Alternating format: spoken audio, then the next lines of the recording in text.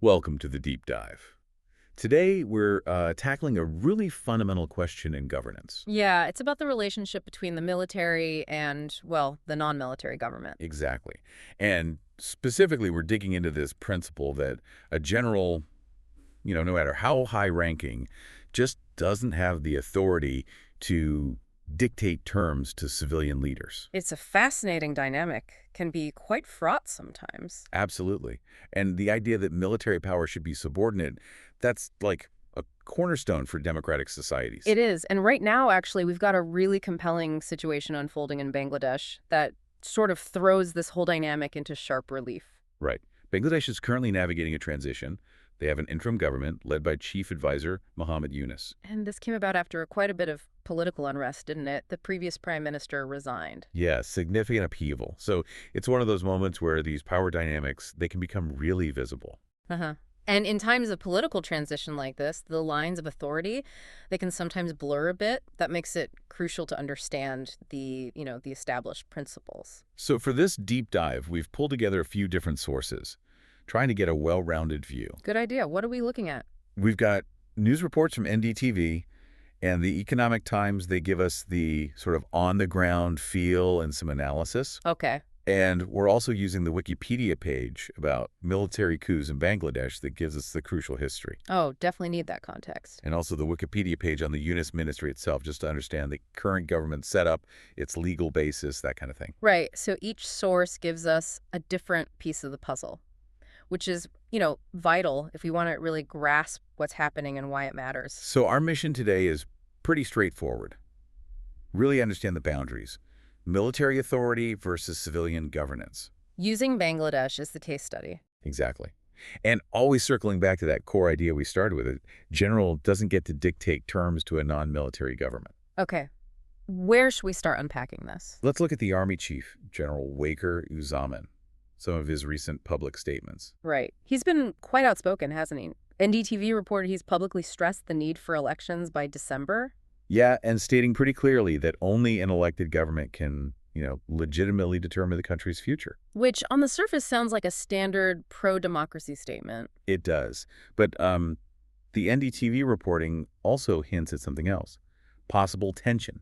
Yeah. A potential rift, even, between General Zam and the Yunus interim government. And this is where it gets really interesting, right? And where that principle of civilian control really comes into play. How so? Well, a general can express opinions, sure. But the fact that these statements come alongside speculation about disagreements with civilian leadership, it raises questions about influence, potential overreach. Okay, yeah. And there were specific disagreements reported, too. NDTV mentioned the Rohingya crisis. Ah, yes. Apparently, General Zaman disagreed with the interim government's plan for a humanitarian corridor. His argument being, That a decision that big should only be made by a fully elected government, one with a clear mandate from the people, not an interim setup. That's a fascinating contrast in perspective, isn't it? It really is. The military might focus on security, naturally, while the civilian side weighs humanitarian issues, international obligations, maybe more heavily. The key thing, circling back to our principle, is that the final say, the decision-making power, rests with the civilian authorities. Precisely. And it wasn't just the Rohingya issue either. NDTV also reported General Zaman saying he wasn't aware of ongoing reforms. Yeah, and that significant decisions like potentially transferring operational control of the Chattogram port to foreign entities. That's a big deal. Huge. And he said that's the responsibility of a political government, not Yeah. an interim one. So it sounds like he's concerned the interim administration might be sort of overstepping its temporary role, making long-term decisions. That seems to be the implication. He's drawing a line, saying certain things need an elected civilian body. Now, the interim government, they pushed back, didn't they? Oh, absolutely. Their press secretary, Shafiqul Alam, was quoted by NDTV, said it's all just rumors. Stressing regular meetings, good relationship between Zaman and Yunus. Exactly. Which is, the expected public stance. You wouldn't really expect them to acknowledge friction with the military. That could be destabilizing. True, but the fact they even need to deny it suggests something's bubbling under the surface, perhaps. That the dynamic is being watched very closely. Definitely suggests there might be underlying tensions the public isn't seeing. Okay, so to really get the significance of all this, the statements, the speculation, we need that historical context you mentioned. Absolutely crucial. Bangladesh has a history, a significant one, of the military getting involved in politics. The Wikipedia page on coups details it. Yeah, this isn't happening in a vacuum. There's a pattern, A right? definite pattern. And that history shapes how any statement from the military is heard today. So Wikipedia lists things like the coups in 1975. Those were bloody. Ershad's takeover in 82. A coup attempt in 96. And even more recently, the removal of a caretaker government in 2007. So the military has stepped directly into governing multiple times. That's the key takeaway. It's not just isolated incidents, it's a history. And that history means any, let's say, assertive statement from a general now, it carries a lot of weight. It's viewed through that lens of past interventions. Makes the current situation feel particularly sensitive. Extremely. Which brings us neatly to the concerns being raised now about potential military intervention. The Economic Times had an article framing it quite sharply, How did they put it? basically asking, is Bangladesh on the brink of a Pakistan-style coup? Wow, that's quite the framing. Dramatic, maybe, but it reflects those deep anxieties, given the history we just talked about. And the article mentions General Zaman warning about threats to national sovereignty, alluding to foreign interference. Yeah, and those kinds of statements, they can be read in different ways, can't they? Especially against that historical backdrop. The Economic Times also had an intelligence source, apparently, Oh. What did they suggest? suggesting that Zaman's focus on needing elections could be seen as a subtle message, like, get ready for elections, or Or the army might feel it has to step in. it's the subtext that's fascinating, isn't it? It really is. Is he just stating a democratic principle only the elected should govern? Or is there an implied threat there? If things don't happen on his timeline, maybe. It's a fine line. A very fine line between stating principle and potentially implying pressure. Yeah. And adding to the worry, the Economic Times noted Zaman was critical of the police force's ability to handle law and order. Ah, okay. And that raises the possibility, the concern, that the military might justify playing a bigger role internally, for stability. Which many worry could signal a shift towards something more authoritarian. It's a familiar pattern, unfortunately. In situations where military intervention is, let's say, contemplated, you often hear critiques of civilian authorities' ability to manage security. It can build a justification.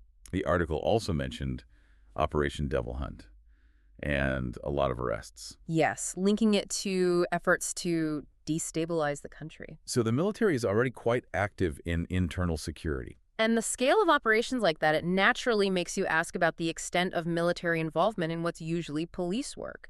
It just underscores how significant their role already is right now. Okay, let's shift focus slightly to the interim government itself, the Yunus ministry. Wikipedia explains it's an extra-constitutional entity. Right, that's a really critical point. Extra-constitutional meaning it wasn't formed through the normal process in the Constitution. Adds a layer of complexity to its legitimacy, its mandate. But according to Wikipedia, the Supreme Court of Bangladesh actually affirmed its legality. On what grounds? Based on the doctrine of necessity, which sounds like legal jargon. It is a bit. But think of it like this. It's a legal principle used in really extraordinary situations. When the Constitution doesn't offer a clear path, and you need something to prevent total chaos or a breakdown of order. Okay, so it's like an emergency measure justification. Exactly. But it's understood to be very limited.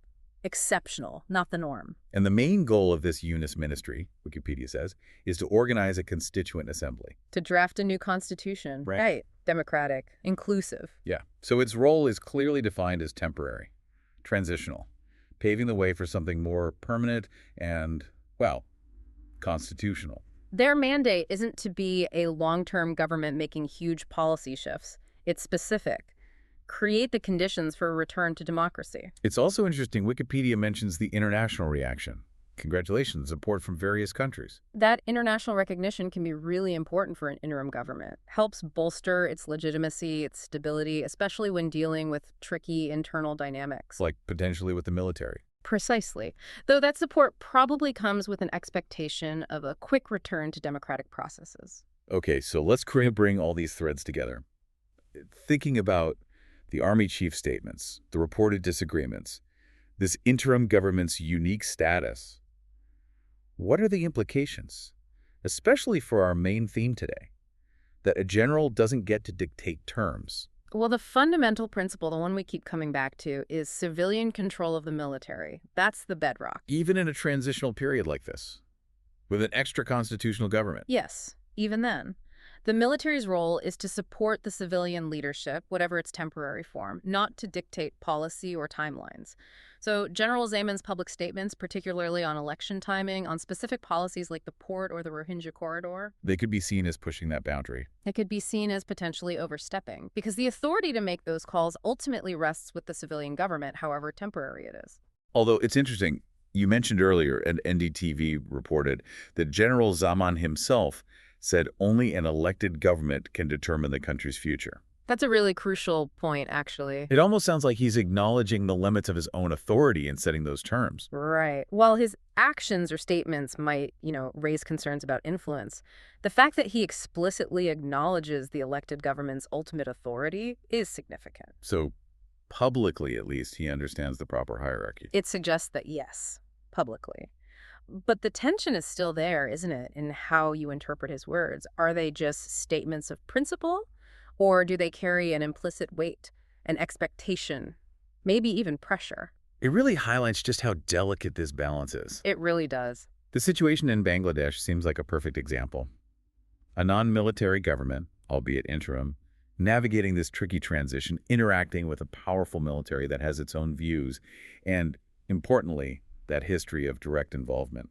And while the army chief has certainly expressed strong opinions, especially about elections, The interim government's authority, even based on that doctrine of necessity, is still civilian authority. And that core principle holds.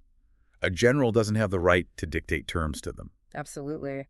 This deep dive into Bangladesh gives us such a valuable real-world look at how these complex power dynamics actually play out. It really underscores that even in exceptional times, that relationship, military and civilian government, it's a constant negotiation. It's under intense scrutiny. For sure. And it really makes you, the listener, think about the foundations of governance, doesn't it? Yeah. Considering Bangladesh's history, considering the current army chief's assertive stance, what are the essential safeguards? What's needed to make sure that even in a crisis, the military stays accountable to civilian authority and doesn't overstep its role? That's the vital question, isn't it? It's something to really mull over as this situation continues to develop.